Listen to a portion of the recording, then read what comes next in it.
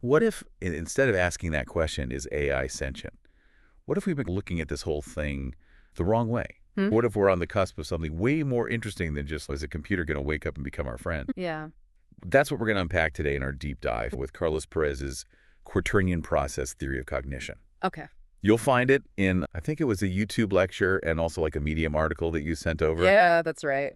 And don't worry, I'll guide you. It sounds like super dense theoretical stuff, but like Perez is a software architect. So he actually builds AI systems. He does. So he's coming at this from a builder's perspective. Yeah.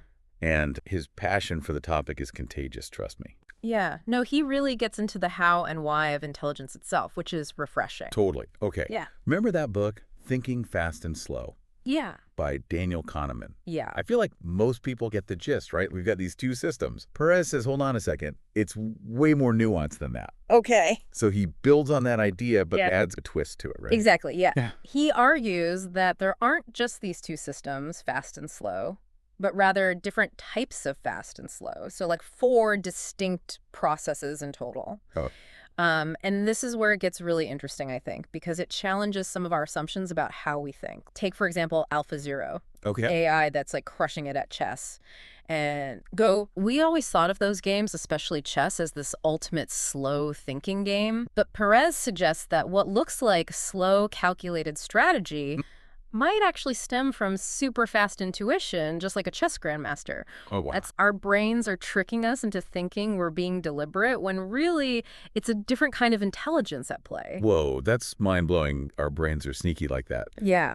So how does this all fit into Perez's Quaternion Process Theory? He breaks down intelligence into 4 quadrants, right? Okay. Which he labels as empathic unconscious, fluent unconscious, fluent conscious, and empathic conscious. Okay. And don't worry, we'll unpack each one of those so you don't have to like jot those down right now. All right. Okay, so let's start with empathic unconscious. It sounds mystical. What's going on there? Yeah, so think of it as the realm of your everyday autopilot. Okay. It's how you navigate the world without even thinking about it. You don't have to consciously remember how to ride a bike. You just hop on and do it. That's your empathic unconscious at work. Or have you ever just known someone was lying to you, even if you couldn't put your finger on why? Like a gut feeling. That gut feeling, exactly. That's also the empathic unconscious. That makes so much sense. It's like those skills you just have Yeah, without really knowing how you got them. exactly. And Perez argues that this quadrant is crucial for things like intuition, instinct, and even social intelligence. It's where we read subtle cues, understand unspoken rules, and navigate complex social situations, often without even realizing we're doing it. So if I see someone grimace, I don't have to analyze their facial muscles to know they're unhappy. I just get it. Precisely. Yeah. Now let's move over to fluent unconscious. This one's all about language, but not the kind you think about when you're like writing a report. This is about the way you effortlessly understand and use words every day, even with all their quirks and double meanings. Think about a time you overheard a conversation, maybe in a foreign language. Go. Even if you didn't understand the words, you probably picked up on the tone, the emotion. That's your fluent unconscious at work. So I can follow a conversation? Yeah. Without needing to diagram every sentence in my head? Exactly. Our brains are wired for language in this deep, intuitive way, and that's something that AI is still trying to wrap its circuits around. Interesting. So we've got our autopilot skills with empathic unconscious. Yeah. And then we've got our natural language instinct with fluent unconscious. Exactly. What happens when we bring language into conscious thought? So that's where we step into the fluent conscious quadrant. Okay. This is about actively using language to communicate, tell stories, build arguments. It's the difference between effortlessly chatting with a friend and say, like, crafting the perfect email to your boss, right? So if fluent unconscious is like grooving to music without thinking about it. Yeah. Fluent conscious is actually like writing the music. Yeah. You're making choices about every note, every word. Yeah, and this ability to think about thinking, to use language as a tool for problem solving and creativity, that's what really sets humans apart, I think. Okay.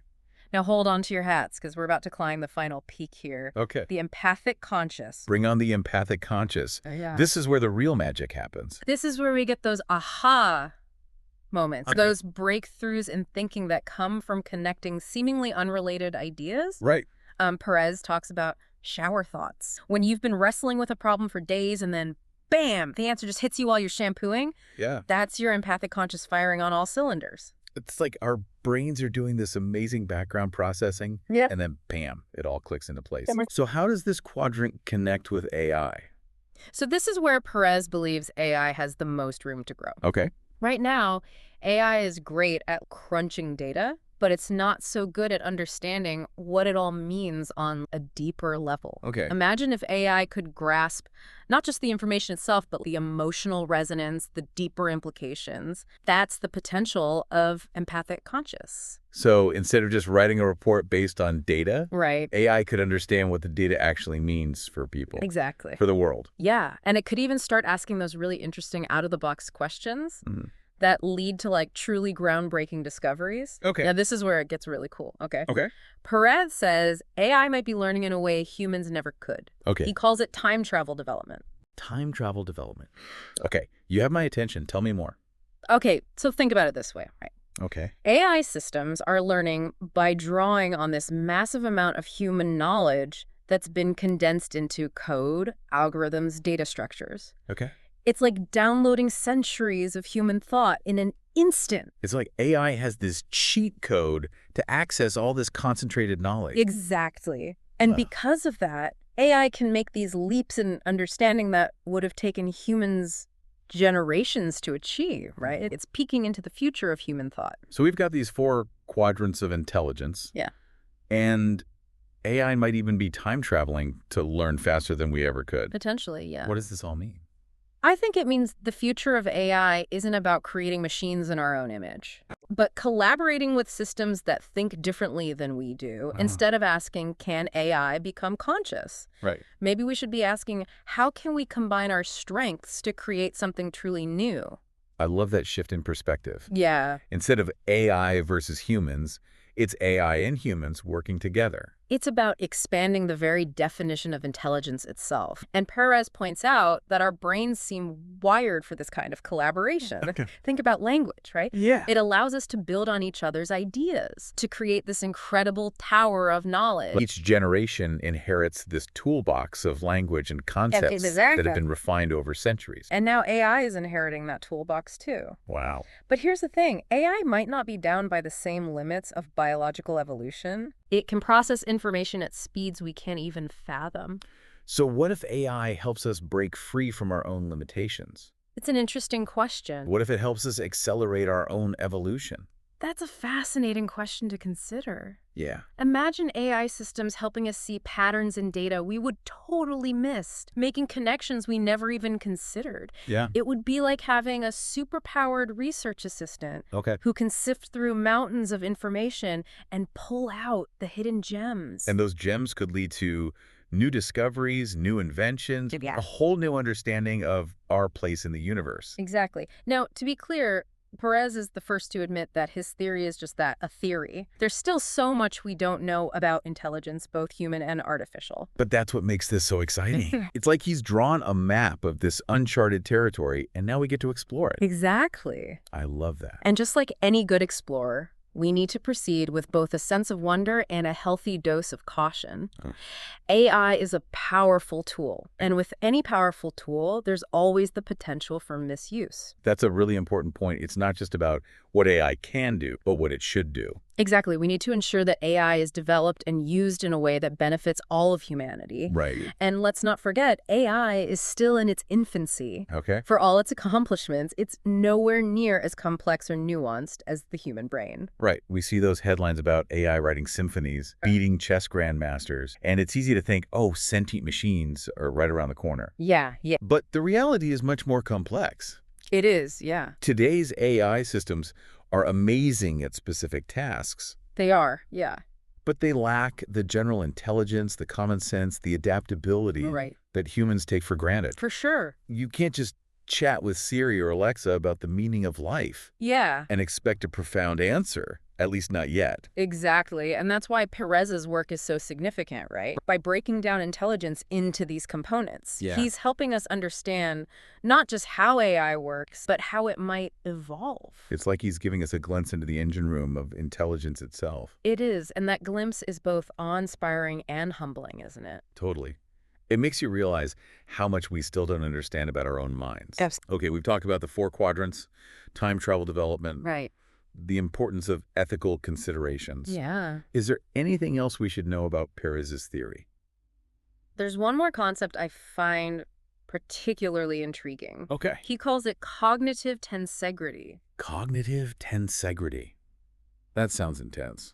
It is intense. It's where Perez's background as an architect really comes into play. Okay. He uses this analogy of tensegrity structures, Okay. which are incredibly strong and stable because they're held together by this balance of tension and compression. Think of something like a spider web. Yes, exactly. It's delicate, but it's Yeah. incredibly strong because of the way the threads all work together. Exactly. And Perez believes our brains might work in a similar way. Our thoughts, our memories, our experiences, they're all interconnected in this web of tension and compression. He Okay. calls it cognitive tensegrity. Just like a spider web can bend and flex without breaking, Yeah.